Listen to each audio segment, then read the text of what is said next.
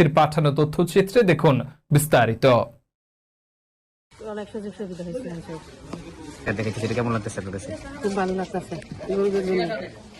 গাজীপুর জেলার কালীগঞ্জ উপজেলার স্বনামধন্য চিকিৎসক ও মানবিকতার প্রতীক গরিবের ডাক্তার খ্যাত আয়েশা মেমোরিয়াল হাসপাতাল অ্যান্ড ডায়াবেটিস সেন্টার এর ব্যবস্থাপনা পরিচালক ডাক্তার জুয়েল হাসান এর উদ্যোগে ফ্রি মেডিকেল ক্যাম্প।